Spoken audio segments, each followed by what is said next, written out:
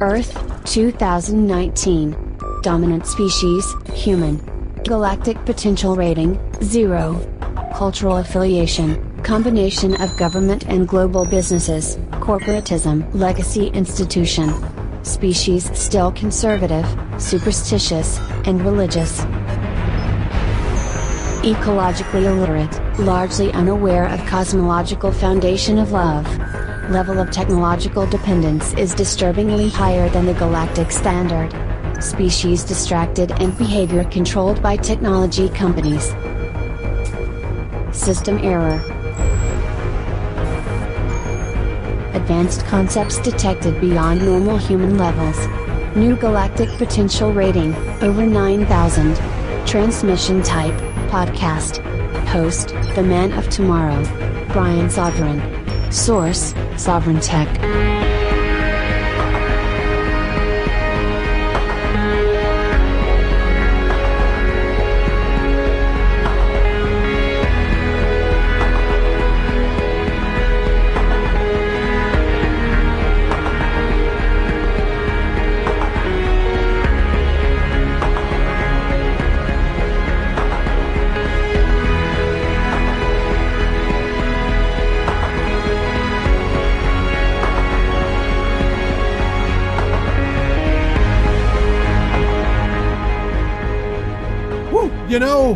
Rock climbing. Who knew? The Golden Stallion, the man of tomorrow, Savzu, the rated R radio star, the thriller that is Savzilla, climbing rocks. And well, here with you this week for your Sovryn Tech. And you are getting, this week, you are getting something special. You are getting, well, if you're a member of the Zomia 1 Underground, which you have to go to Zomia1.com to be a part of that, you're actually getting a triple load of Sovryn Tech.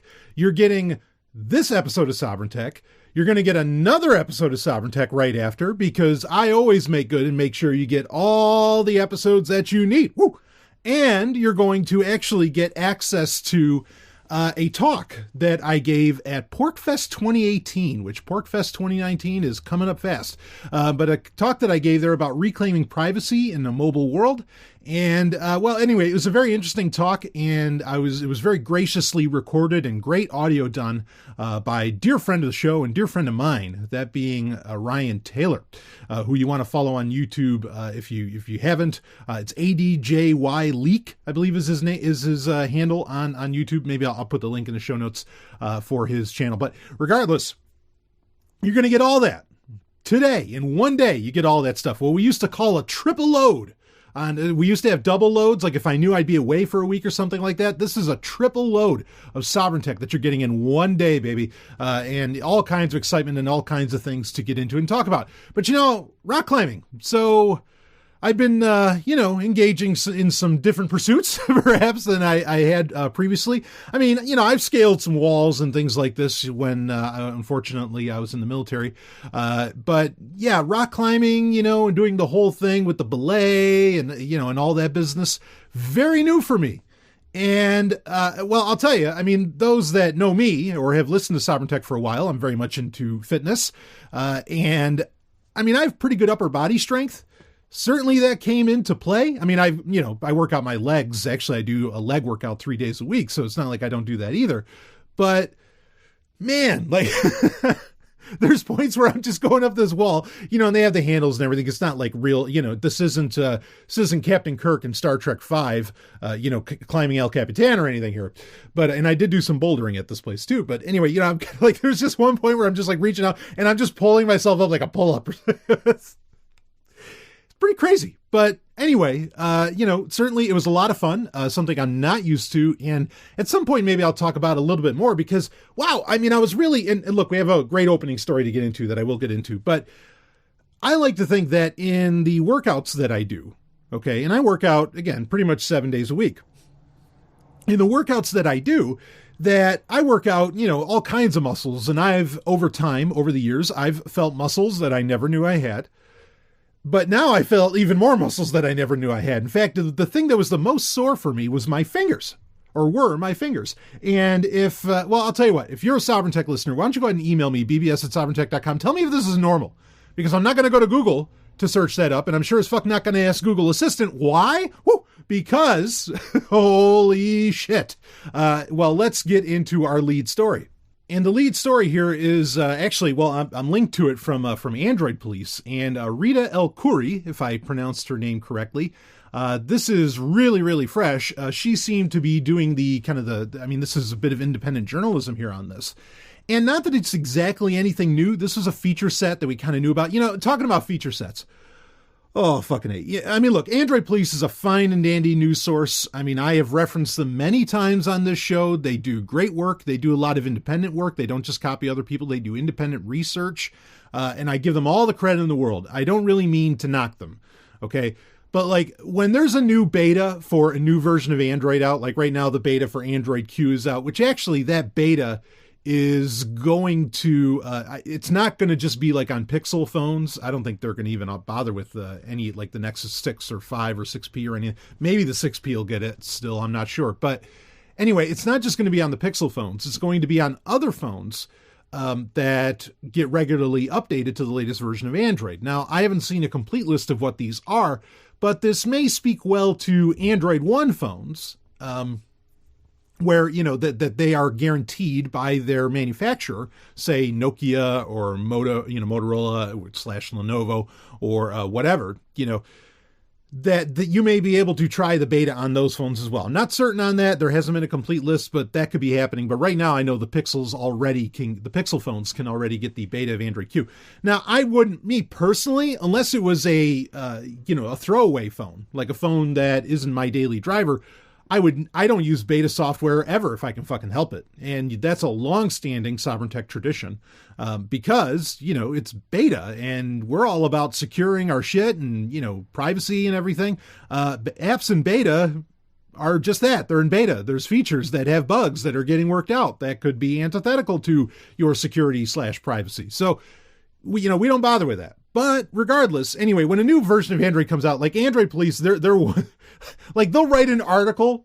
You'll get 1 million tweets in a day, and they'll write an article for every little feature. Oh, there's a toggle here, and there's a toggle here. Obviously soft toggle or soft switch, but there's a toggle here, can turn on this, and it's oh my fucking God. It's the worst news day. I guess it's great for them, and I'm sure, I don't know. I get it. I understand you want to try out new operating systems and all that. And you want to try out new software. There's an excitement in that. I don't think there's really, and we're getting kind of lost in the weeds here. I don't really think there's an excitement in new versions of Android, or really there's no excitement in new versions of Windows. There's no excitement in new versions of iOS. There's no excitement in really much of those. Linux, different story. BSD, different story, so on. But yeah, I don't get it, because the only reason they do new versions, it has nothing to, all of these features could just get added in to, hell, fuck, they could have been added into Jelly Bean. They could have been added into, Android 4 point whatever. Okay. The reason is that they keep going up numbers and they keep saying it's a whole new version. Part of it is to maybe get you to buy new smartphones, right? The other part is, and that's kind of a byproduct of this, is to make investors think that, well, Google's actually doing something or Apple's doing something.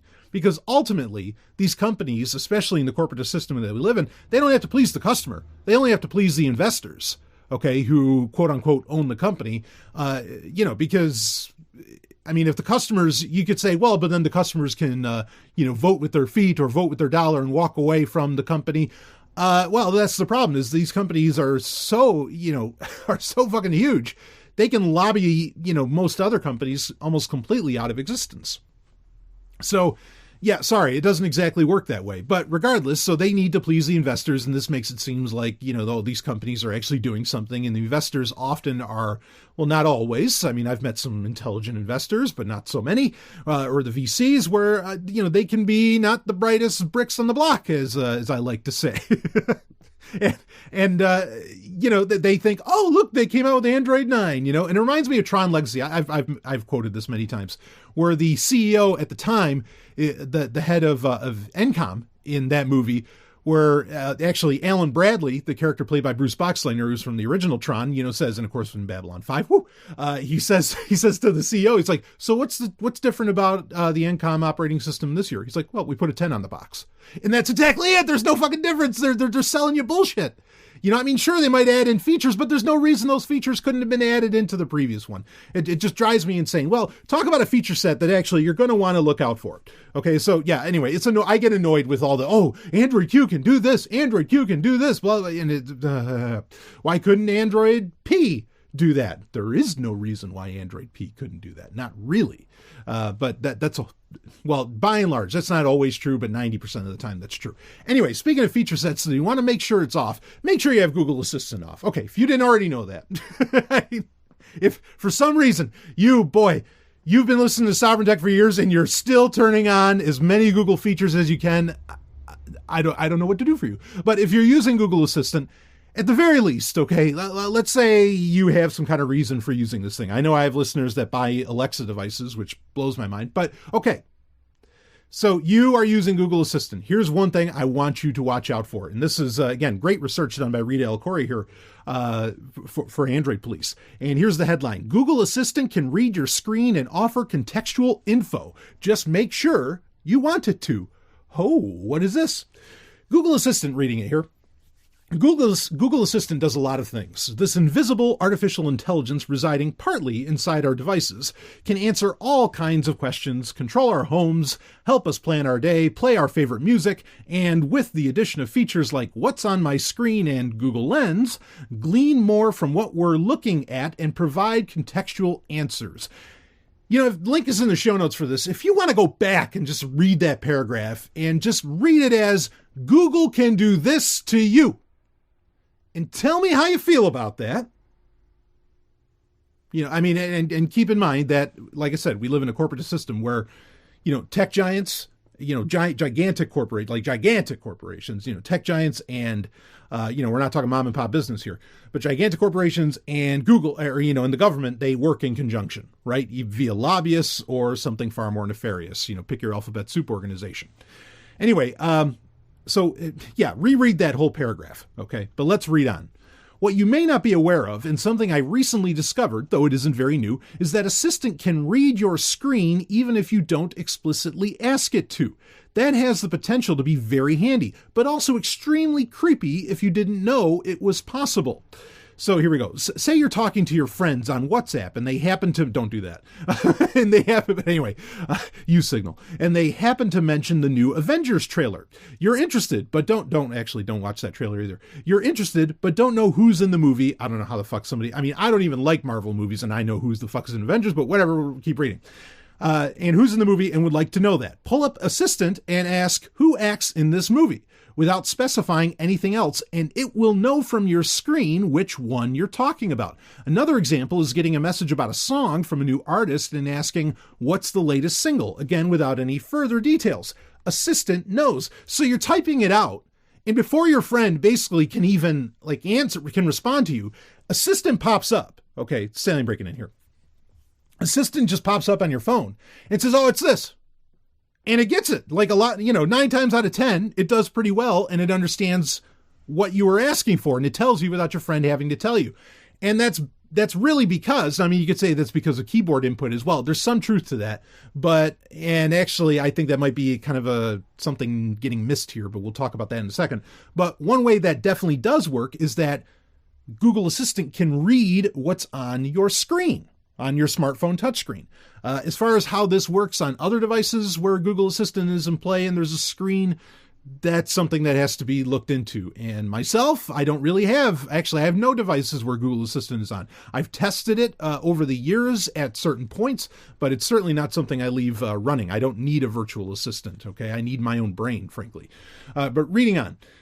Before we start waving the invasion of privacy flag, obviously, I want to point out 2 things. First is that in all cases, I'm not starting off with what's on my screen. That's the command. That's like the verbal command you have to give. But I am still giving Assistant implicit permission to see what's there and answer accordingly. Words like this, it, there, and that seem to tell Assistant that I'm talking about something. And just like it can infer what they point to in continuous conversations, it can also do it when there's no previous command. It knows it should look for context somewhere, and the things on my display are the ones that make the most sense. Now, standing break in here for a second.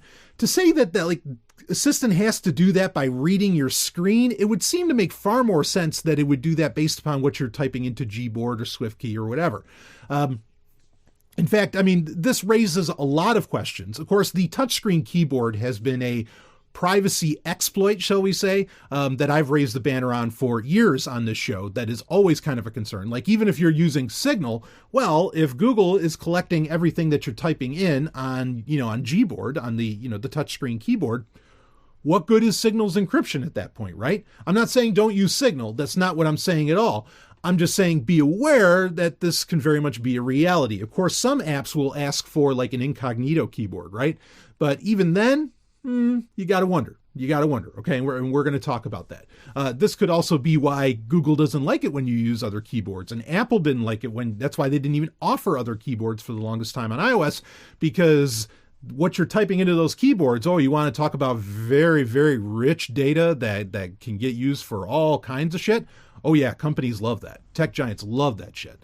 Anyway, reading on.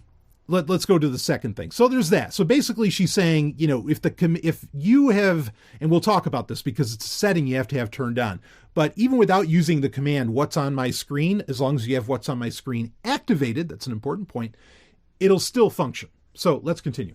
Second, reading on, is that Assistant doesn't have this freedom to read screens willy-nilly. This is where she'll talk about turning it on. The first time you ever ask it what's on my screen, it tells you there's a setting and a permission involved. If you approve its request to use text from screen, you're giving it the go-ahead to act the way we described above. You may have approved this a few months ago and forgotten about it, so double-check it now and keep in mind you can revoke the permission at any time. You should not want it to behave this way. Okay, so I want to talk about that for a second. Here's the thing, is that as you can see, this could be in Google Maps, all kinds of apps. Apps, not just Google, but apps, especially Google apps, will come up with, would you like to try this? It wants you to try this. And when you try it, when you say, okay, Google, do blah, blah, blah. Then if it needs a permission to actually be able to do it, it will, at that point, when you give that command, it will say, do you want to give this app permission to do whatever command you just fucking said? And a lot of people, just out of curiosity of how does this work? Google knows what they're doing, that they're piquing your curiosity, right? These, most tech giants spend, as much as money as they may spend in any kind of marketing or anything, or R&D, they spend in really, I think, behavioral psychology. I don't think that that's crazy to say. At the very least, Facebook does that. To think that the other companies don't, I think would be naive of anyone to believe that they don't do that. But regardless, and I'm sure we could actually find spreadsheets where that's stated as much. But anyway, so that's the thing, is that just out of curiosity, which kills the cat, curiosity is going to catch people by the balls on this one. And they're going to turn it on, and then they're going to forget to turn it off, because most people, and the settings on, it's not just Android, but certainly on Android. And look, I use Android phones, okay, so this isn't necessarily an insult, but the settings screen is so horrible on Android. You have to have a search bar just to find what you're looking for in settings now. It's where it used to be, 5 or 6 little things. And Steve Ballmer used to rip on this back when he was, really pimping Windows Phone before Satya Nadella took over at Microsoft. And honestly, as humorous as Steve Ballmer, as great a moments as he gave us in life, where he's running out on the stage, which looked like he's going after cake or something, go, woo, woo, right, doing all that. He did have some points to make, and one of them was that Android was incredibly complex.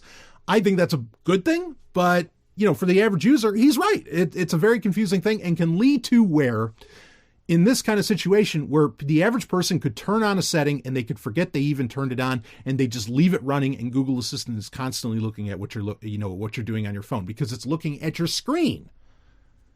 We've talked about this many times where, all encryption is broken by a camera. Right? If somebody has a camera, you can do all the different things. You could say you're going to put like a 3M privacy screen over your laptop screen or some kind of shit. Okay, fine. Or you're going to put it on your smartphone. Okay, all right. And I'm not knocking you for doing that. You want to do that? I think that's dynamite.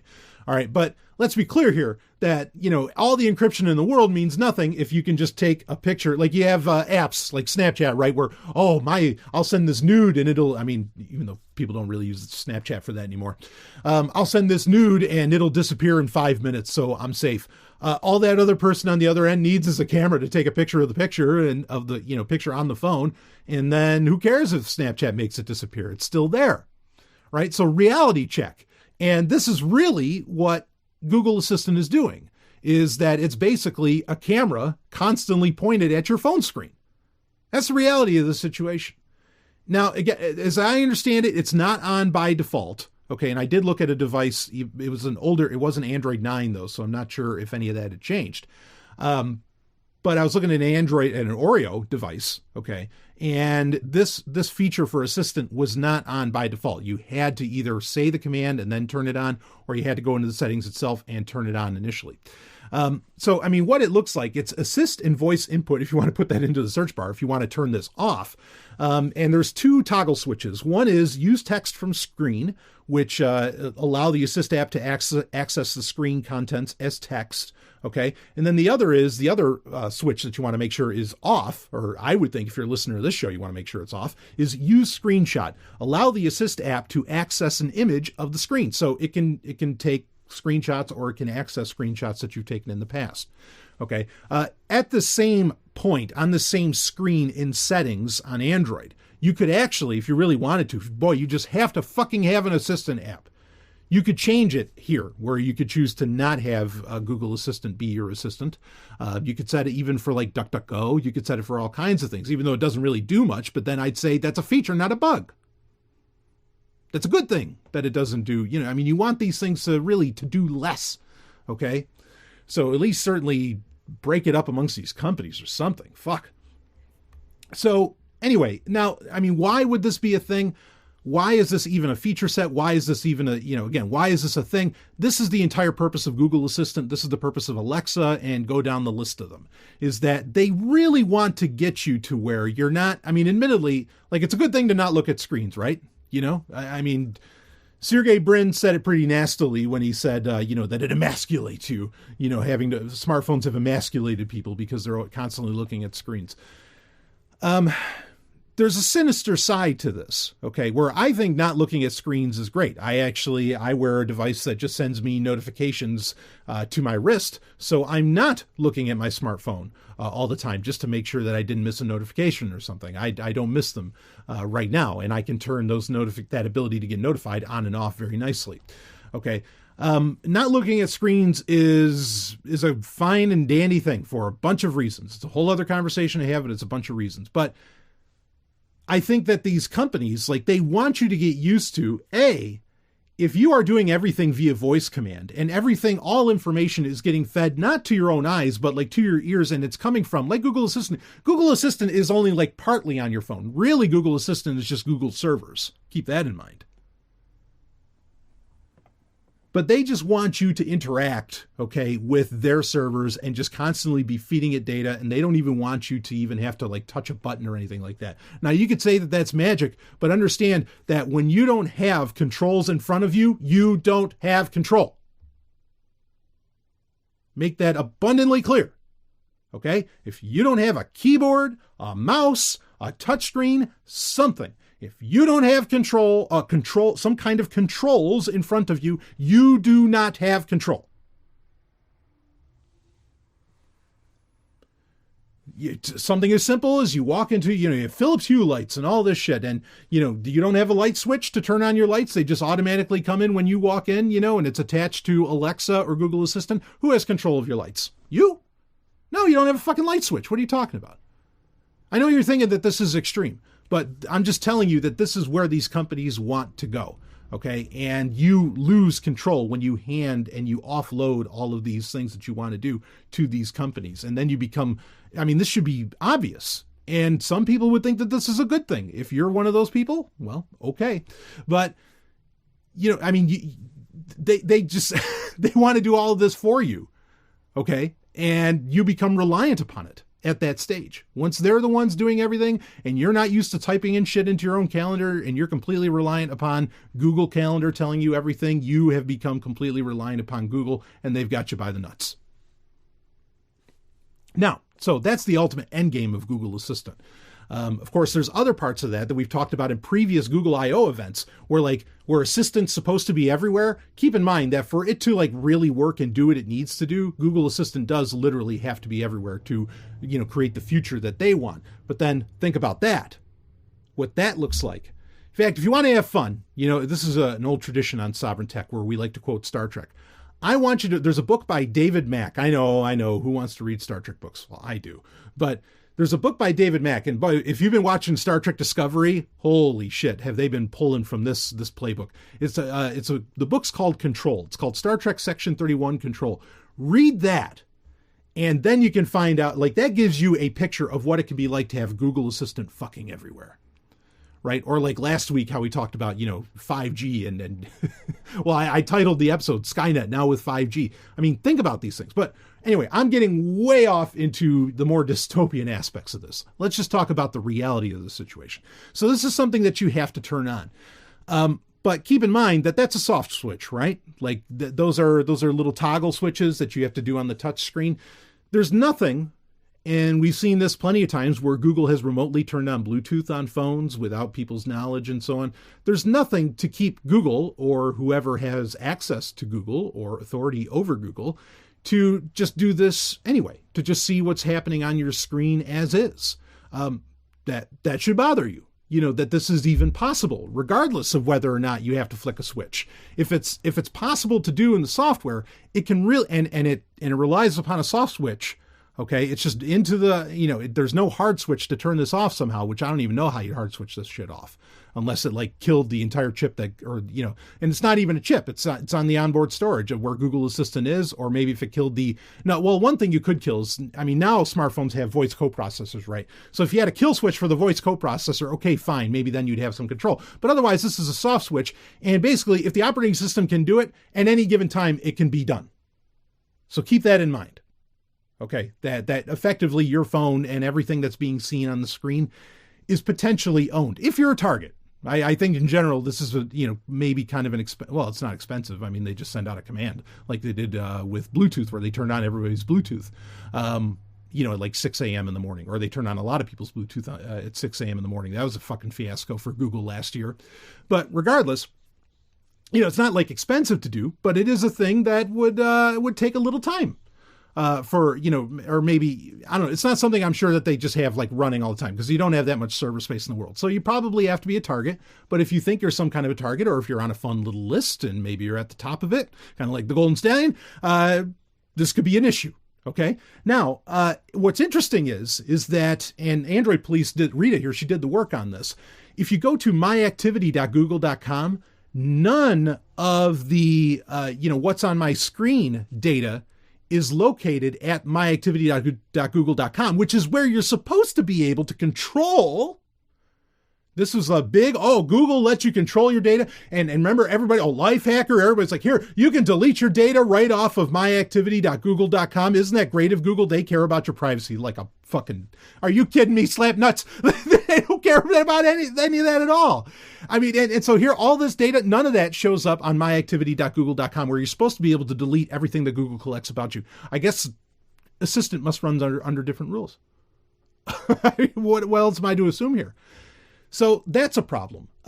Another question that they bring up, okay, is that if an app, say Signal has this, and it's a fine feature, Signal has the ability, and I think Telegram does as well, where you can, hit a checkbox that makes it so that you can't take screenshots within the app. A lot of other apps have this as well.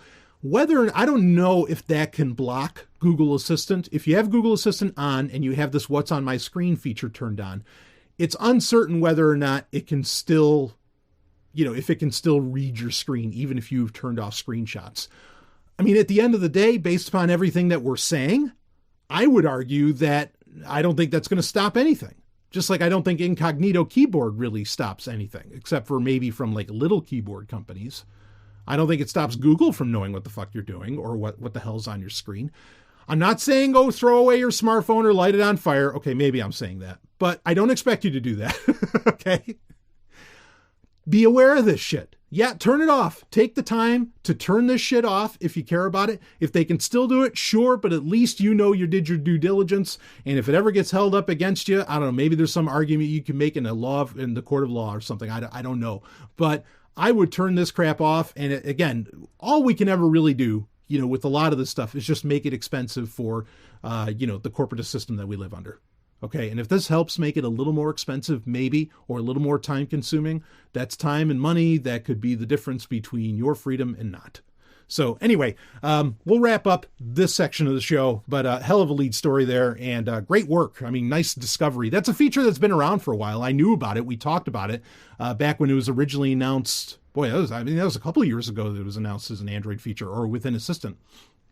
And I was like, well, don't do that, But now we're finding out that, well, a lot of people might have turned it on and look just how well it works. I mean, Rita did in her research, she showed that sometimes it gets things dead wrong. So the algorithm's not perfect yet. We can take some comfort in that. But folks, go turn this shit off. Anyway, I'll be right back with some more Sovryn Tech. Woo! Woo! Can you get enough of the man of tomorrow? I didn't think so. Well, now you're going to get even more, along with some of the hottest hosts and podcasts around, because now Sovryn Tech has become an entire network. Woo! Zomia One, the most rebellious podcast network in the galaxy, with bleeding edge shows covering science, technology, and even pop culture. Podcasts like Sovryn Trek, bringing you the latest and greatest in everything Star Trek. TIE Fighter Renegades, a Star Wars podcast, where the Man of Tomorrow and Robin Freebeard talk Star Wars like no other show out there. The Hard and Fast podcast, where metal is king and the latest album reviews and interviews with the greatest acts in hard rock and heavy metal happen. And you can even become a member of the Zomia One Underground and get access to thousands of hours of exclusive content and shows. And this isn't Patreon, baby. Oh no, this is all happening on the premier podcast platform, Podbean. So head over to Zomia1.com, that's ZOMIAONE.com, and become a part of the future with Zomia One, and become a member of the Zomia One Underground. And while you're at it, download the Podbean app on iOS and Android. Be the future. Zomia1.com.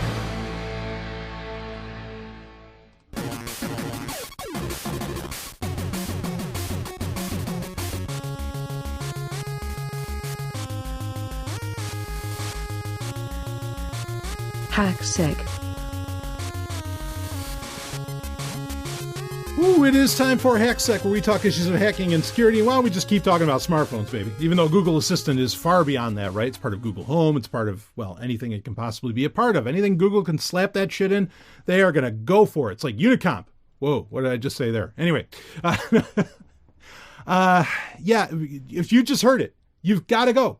Check out Zomia One. In fact, there's a new feed that you're going to want to jump on to get Sovryn Tech. Sovryn Tech is just going to be, we might talk about this during the climax of this episode, but Sovryn Tech is going to be, it's just one show on this entire network now. There's so many shows, so much exciting things coming up, things that even surprised me when I was talking with some people. I'm like, hey, you want to do, and they're like, no, I want to do this. And I'm like, oh yeah, you're going to do that. I love this. So very exciting. Zomia One, this is going to be, well, it says it when you go to the site, when you go to Zomia1.com, it says the most rebellious podcast network in the galaxy. You bet your ass I'm going to live up to that. It's awesome. So anyway, it's all the episodes are up now. Everything's there, or the bulk of it's there, of what you need. There might be some features that will change up on the website or whatever, over time, because this is kind of a new venture for me to actually run an entire podcast network. But yeah, as we figure things out, we streamline it and we make it happen, because I actually give a damn. And anyway, it's so much fun to have Sovryn Tech growing because it has such a massive audience that this is something, in fact, I'll respond to this. I will get to in the climax, because I had someone email me and they were asking, or they pretty much came right out and said, Stallion, you have so much to say, you can't do it in one show. You can't do it just in one type of show and just Sovryn Tech. You got to get more out there. So there's going to be more. You want more? You got more. Don't worry. Zomia1.com. Go check it out. Anyway, okay, let us continue. This is a story I had lined up for a good while. It's still from 2019. It's from January. And I just don't want anybody, while we're depressed here, why don't we stay on the train? I don't want anybody to get too excited. Okay. Let's talk about this because I think a lot of people were like, the law has saved us. And I don't think the law ever saves us. But anyway, here we go. This is from Forbes, and it's feds can't force you to unlock your iPhone with finger or face. Judge rules. Let's read the story. A California judge has ruled that American cops can't force people to unlock a mobile phone with their face or finger. The ruling goes further to protect people's private lives from government searches than any before, and is being hailed as a potentially landmark decision. That's the point we're going to get to. Let's keep reading. Previously, U.S. judges had ruled that police were allowed to force unlock devices like Apple's iPhone with biometrics, such as fingerprints, faces, or irises. That was despite the fact feds weren't permitted to force a suspect to divulge a passcode. But according to a ruling uncovered by Forbes, all logins are equal. The order came from the U.S. District Court for the Northern District of California in the denial of a search warrant for an unspecified property in Oakland. The warrant was filed as part of an investigation into a Facebook extortion crime in which a victim was asked to pay up or have an embarrassing video of them publicly released. Quote unquote embarrassing. The cops had some suspects in mind and wanted to raid their property. In doing so, the feds also wanted to open up any phone on the premises via facial recognition, a fingerprint, or an iris. While the judge agreed that investigators had shown probable cause to search the property, they didn't have the right to open all devices inside by forcing unlocks with biometric features. On the one hand, Magistrate Judge Candace Westmore ruled the request was overbroad, as it was neither limited to a particular person nor a particular device. What a surprise. Stanley reading on. But in a more significant part of the ruling, Judge Westmore declared that the government did not have the right, even with a warrant, to force suspects to incriminate themselves by unlocking their devices with their biological features. Previously, courts had decided biometric features, unlike passcodes, were not testimonial.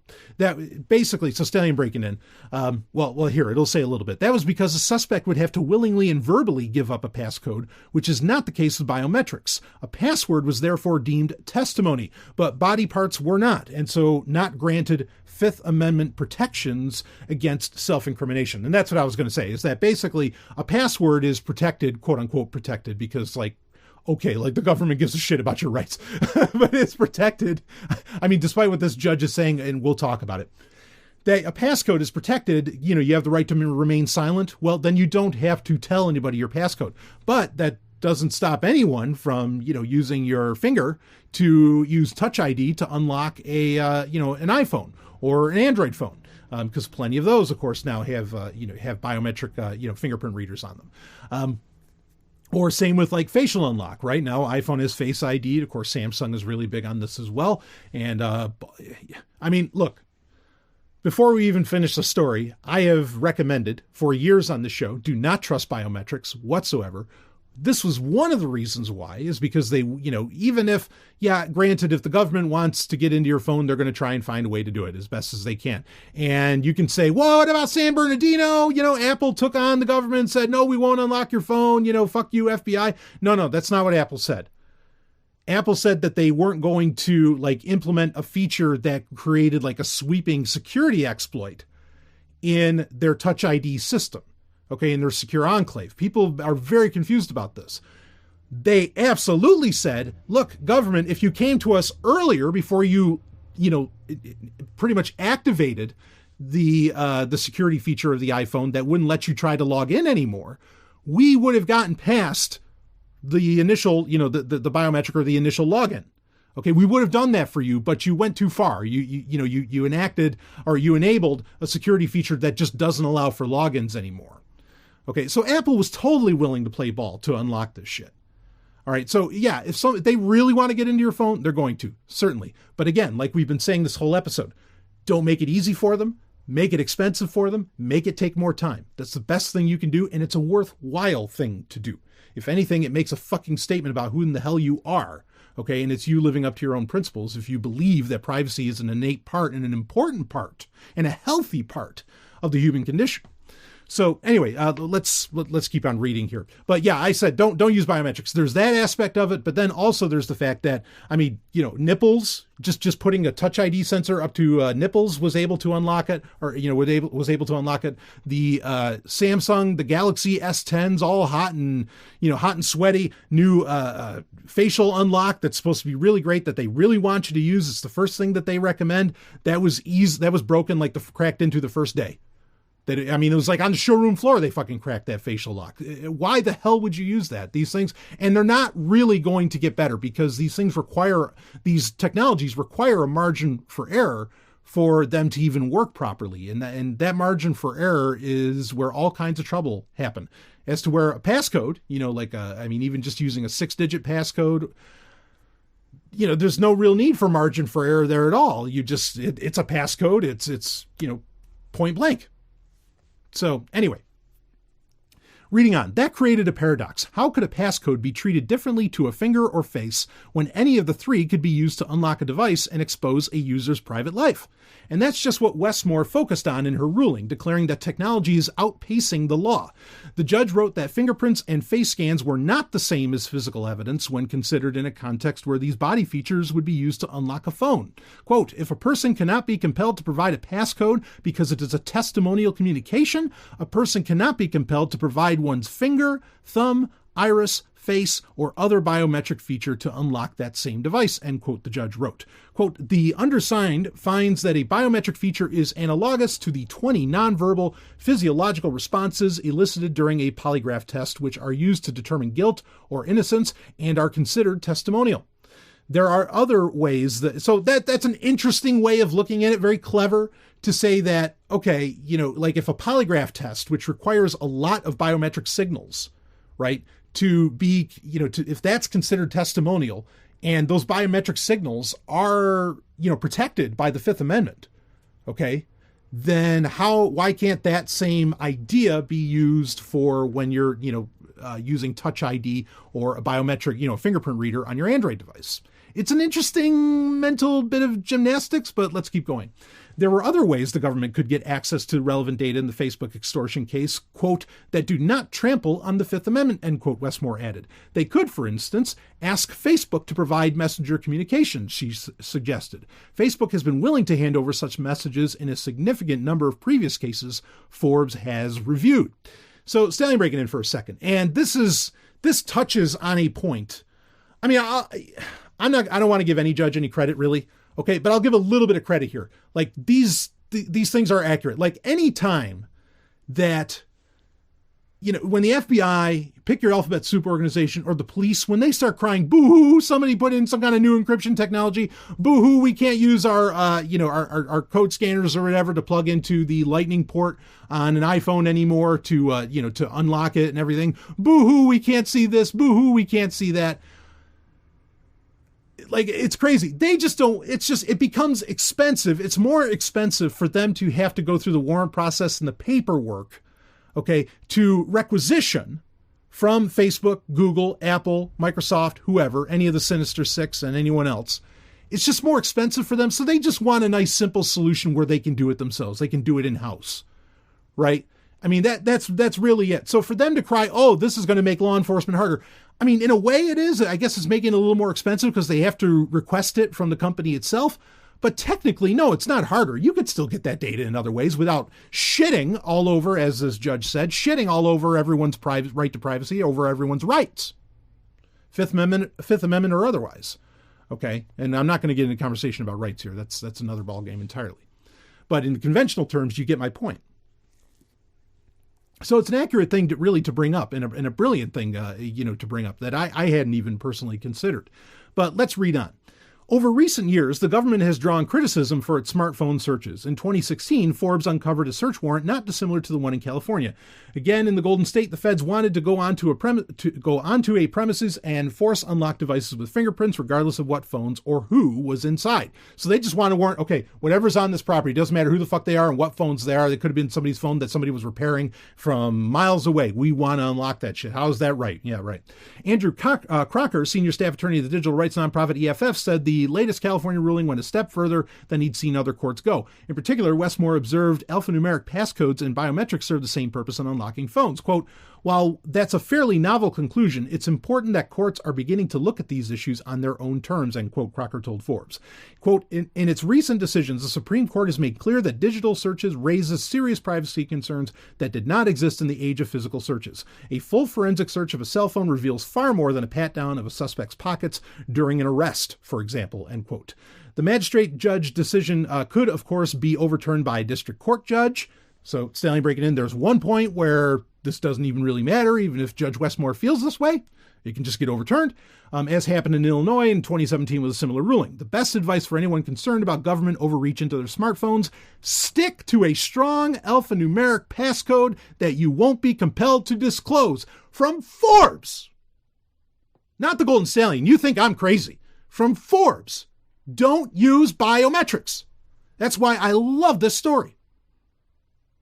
If you have concerns about the government, and I assume if you're listening to the show, in some form or fashion, you do, whether you're an anarchist, libertarian, leftist that just hates that Trump's in office. I know I got plenty of you, commies. I mean, I got such a broad reach here. Okay, I know all of you at some point, and that's kind of why you're here, you have concerns about government overreach. Forbes, not the Golden Stallion who you think is, oh boy, you're too paranoid, you're too this, you're too that. Forbes is telling you, as mainstream a publication as it can get, as mainstream a news source as it can get, is telling you, stick to a strong alphanumeric passcode that you won't be compelled to disclose. Now, all of this said, the point that was brought up is the judge showed that the judge herself, Judge Westmore, proved the point that even her ruling was fucking meaningless. Because she said, well, all you had to do was go to Facebook and ask them for the data. And that's it. Is that, you know, we can talk about this. Oh, this is a great, step towards the government respecting the privacy of individuals in our interconnected mobile technological age. You want to hear more about that? You can listen. You become a Zomia 1 Underground member, and you can hear my talk from PorcFest 2018 where I talked about all this. And I brought up the inconsistencies in this. Okay, but you could say that judges are finally getting on board and that the law is catching up to the tech, kind of like Forbes is trying to say, but not really, because the reality of the situation is that the law absolutely allows. And it absolutely does for particularly, I mean, and now it's not even just ever since the Cloud Act, it's not just American companies that fall under the purview of American alphabet soup organizations and law enforcement, but all around the world they do. Okay. You can basically, at any given moment, they can just requisition the data they want from Facebook, from any of these tech giants. They don't need to unlock your phone. All the phone security in the world means nothing if you are using a platform that is handing over or that is collecting that data in some way. Now you could say, well, you could use Signal, you could use some other apps that have really great encryption, and that way they're not seeing that. Well, we talked earlier about maybe concerns around the keyboard, the touchscreen keyboard, or Google Assistant and other things. There are not easy answers to this. Okay, security. Remember, security and convenience. You want security, convenience goes down. It's a scale that tips. Okay, there is a trade-off between convenience and security. There's a trade-off between security and convenience. You want a lot of security, things become a lot less convenient. That is as I call it on the show, it is the 10th law of thermodynamics. It's a law of the universe. Okay? So, and that's okay. Like, to understand that that's the reality, but we can educate ourselves, and it's not hard. Like, a lot of it really isn't that hard. A lot of the simple steps that we can do is not hard. And there are all these simple steps that can annoy the fuck out of various organizations that, that don't want to take the time to have to, requisition and do the paperwork that it takes to get Facebook Messenger data and so on. If you can annoy them, make it take more time or whatever, maybe that can, slide you out and keep you free. Okay? So... yeah, I know it sounds like I'm saying that we're all fucked. We're not. We're really not. But we got to be aware of this stuff and don't get too excited. Never, ever get excited about a government ruling. In fact, like I said, this government ruling proved that the situation's far worse. There's no improvement here whatsoever. She's just saying, oh no, I'm not saying you can't have the data. You just got to go do it this other way. It's it's what we got. It's what's here. Be aware of it. All right. And and don't get excited about these kinds of things. I was very annoyed once again that the EFF got so excited about this, because I'm like, why? It's meaningless. It's meaningless in its own court statement. It's ridiculous. Anyway, we'll be right back with some more Sovryn Tech. Woo! Time now for 90 Seconds on Sex with Dr. Paul. Now think about the emotions of anger, sadness, joy, and fear. Well, what do they have in common? Well, one thing is you can usually tell which one a person is feeling by looking at his or her face, but it's different with love.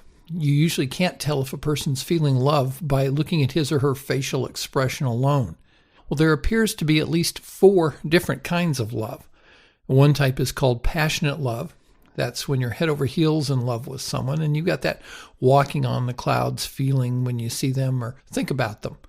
Another type of love is called companionate love, which is what you tend to feel for a long-term mate after the passionate love stage has gone. It's described as a feeling of calmness, comfort, and security. A third type of love is called maternal love, which is what a parent feels for a child. And a fourth kind is called unconditional love, which is what we might feel for someone who has a disability or is on radio. If you look at the brain scans of people who are feeling these different kinds of love, there will be a substantial overlap in the parts of the brain that light up. But you'd also see that each of these different types of love has its own unique neurological footprint, which means that each is its own unique, different feeling. For more, visit 90secondsonsex.com.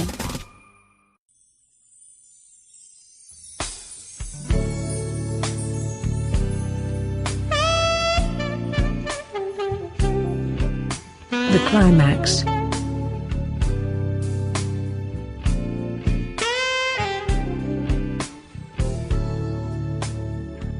Woo, it is time for the climax. And, before we get into it, I do also want to say that, unfortunately, we had to skip our blockchain segment this week. Got us some exciting stuff, exciting announcements going on in blockchain that I'll be getting to in future episodes. Anyway, and of course, you're getting a triple load this week. Again, you got to be on the Zomia 1 Underground to get the triple load, but otherwise you just get the double load, which, hey, that's not too bad either. Anyway, if you want to talk about blockchain, of course, one of the places where really Bitcoin especially was, it made Bitcoin Jesus. Roger Ver, he found out about it through a little show, a not so little show, really. It's the number 27 talk show in the United States. Can you believe that? Free Talk Live, freetalklive.com. Man, you want to talk about anything, you can call right into that show, run 7 nights a week, 3 hours a night. Boy, talk about, Free Talk Live in and of itself is its own network. Of course, it's also on an affiliate that I appear on, which is LRN.FM. It could be its own network. That much audio? Unbelievable. Of course, I was a host of that for a couple of years, and it was a brilliant time. I totally recommend that you listen to it, and you call in and talk about whatever the hell you want to talk about. You want to talk about this stuff? You want to talk about the decision from Judge Westmore?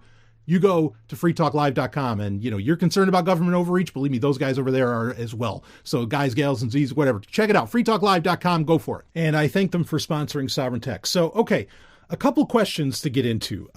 This has to do with Zomia 1. A lot of people are wanting to they're signing up for the Zomia 1 Underground, okay, or they are, and there have been some, Podbean's funny. So everything moved over to Podbean, okay, for Sovryn Tech. And a lot of your podcast feeds might have done some funny things recently because the SoundCloud feed and the Podbean feed were kind of coming together. That way, nobody's missing a beat here, okay?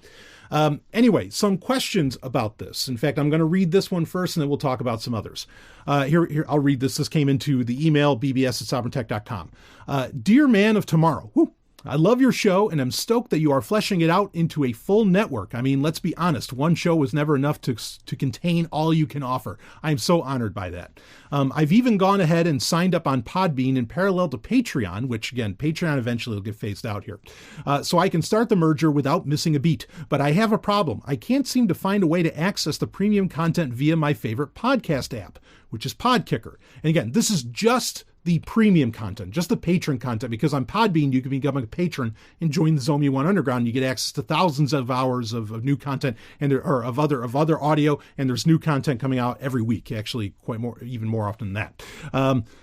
So let's see. Are you aware of any way to accomplish this? Or is my best option to just use the Podbean app? Thank you for putting out such great content. Someday I hope we are able to share a coffee and some conversation.